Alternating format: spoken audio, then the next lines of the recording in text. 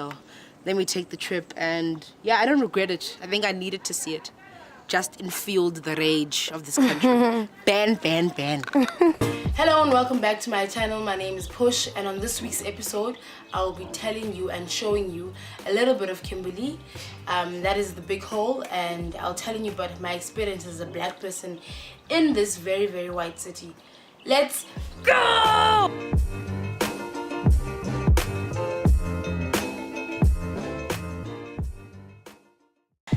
Just to give you a bit of a backstory of how I landed up in Kimberley.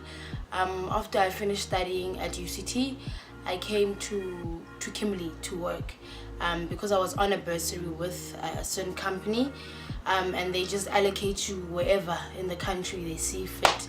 So they told me, yo, come to Kimberley. At first they said, okay, we got a place for you, you're gonna work in East London. I was like, yay, I'm going to East London, and East London is not far from me, man. So I was happy and excited. But then 2 weeks before I'm supposed to start, they call me, they're saying, no, we're booking you a flight, you're going to Kimberley. And I was just like, damn, okay. It was a bit hard to accept, but okay, I have a very supportive mother who was just like, no, don't worry, you know, we'll take you there. In fact, you know, you'll settle in well, we'll find you accommodation. So my parents were very supportive.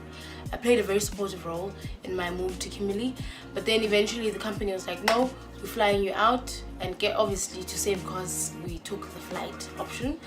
I came to Kimberley. I did not know a single cat or dog or anything.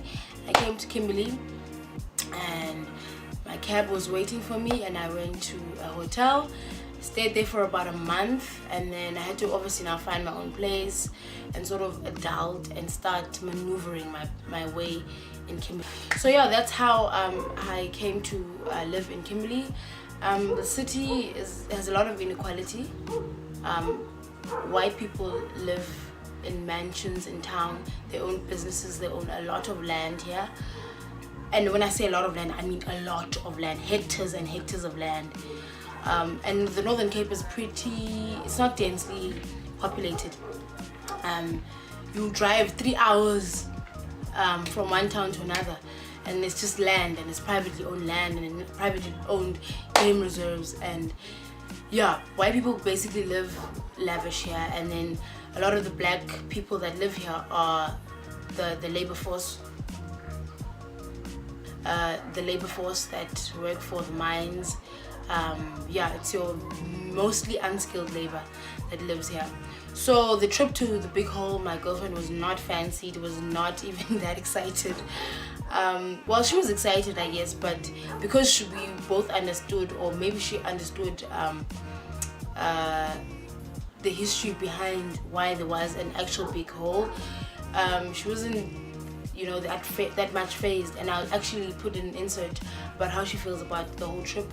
But I mean, as a tourist, from a tourist point of view, it's a good place to stop to kind of see your history as, I want to say as black people, because the way they narrate the history there at the Big Hole, it's from a point of view of, you know, the white man, the De Beers, the Rhodes, Cecil John Rhodes.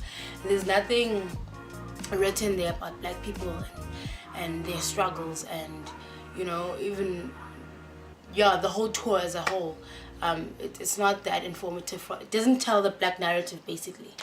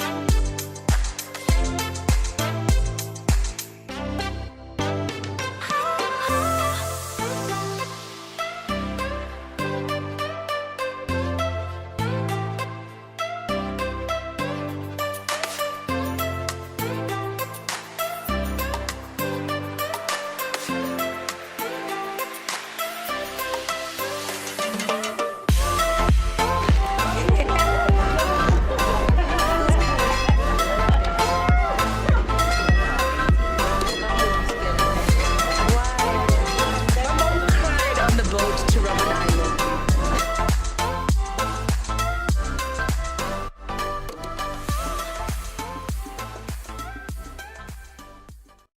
When you get there, the first thing you get to do is you get to go on a train ride. They call it the tram. Is it tram? Yeah, I think it's a tram. That's what they call it. Basically, it goes from the actual Big Hole around the Big Hole. You get to see a bit of the town, and then you come back. It's like 10 rand. It's not that expensive. And then after you do that, you get to go on now the guided tour of the Big Hole. You pay 110. That's 110 for adults and 90 rand for students, and you must produce a student card. You get to see the actual Big Hole, take pictures, and then they tell you about how many carrots were mined. And I was shocked. Our laborers, our people earned 16 cents per hour. I mean, it's not much money, even for back in the day. 16 cents, what is 16 cents gonna do? But anyway, you get to learn about that history, and you go into a lift, and then they have those sound effects as if you are going down a mine shaft into the ground. Then yeah, you go on a tour, go underground, you get to explore that, and then you go into sort of the museum part of it, where they have the diamonds and the replicas of the diamonds. Most of the diamonds literally are not in the country. They are somewhere privately owned. So basically the Big Hole is one big mineral theft site, and it's being celebrated today. And it's and I was telling my girlfriend this, it's our cows being sold back to us. This is a city that used to be rich in minerals, but those minerals are not there, but they are selling us a site where the minerals, the crime scene basically. It's like, look at the crime scene, this is where the blood is, this is where, you know, that's how it's being sold to us. So that in itself is sort of a, what do they call it in English? A mini version of how the rest of the town is, because the rest of the town still has monuments of Cecil John Rhodes and other Europeans who conquered the city.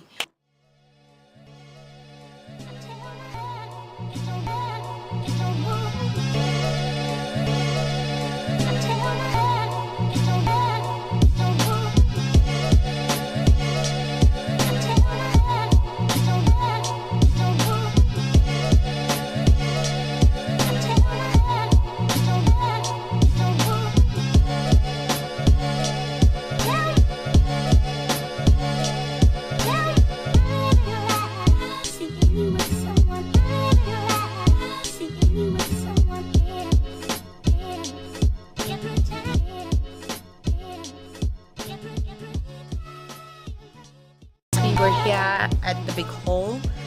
So Push has been wanting me to come here since we've met, and every time I've been reluctant, because for me this place is a site of violence. It's a site of black bodies being used, being killed, and now they're selling us the product of that violence. So that's why I didn't want to come here, but I just thought, okay, fuck it. Pushy wants me to go. I love this woman, so let me take the trip. And yeah, I don't regret it. I think I needed to see it, just in feel the rage of this country. Ban, ban, ban. You will see that it has two main functions on top.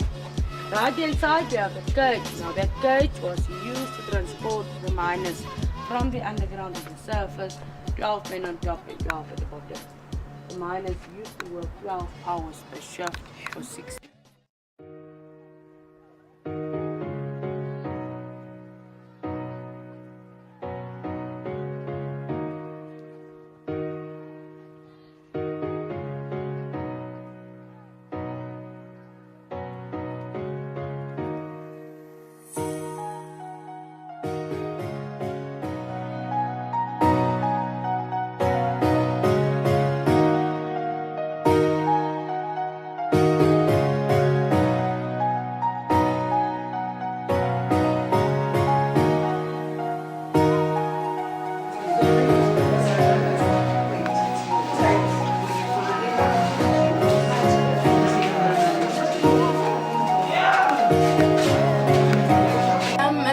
ended off the tour going to Occidental Bar. It's also a bar in the Big Hole area. It's very cost effective. You can get a meal for under 100 rand. That will be a burger, a nice juicy piece of burger, and a drink for under 100 rand. I promise you, I promise you. But obviously if you're watching this video in 2020, the prices would have gone up in this economy. But if you go in 2018, I'm telling you, you'll get something for less than 100 rand. It's a cool vibe. It's got jazz artists, but if you are black, and you know what I mean when I say it's a majority white space, it is. But if they're playing jazz, you will enjoy that jazz, because jazz doesn't really have lyrics. But it's a cool, chill vibe.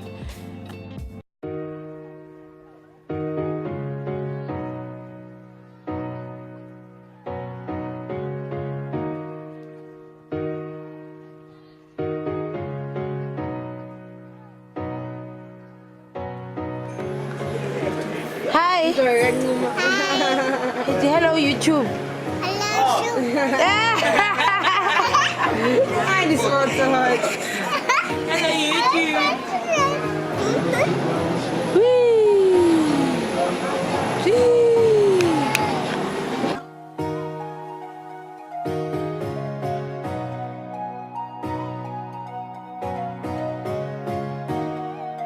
Things like, share, subscribe. If you enjoyed this episode, you learned a little more about Kimberley.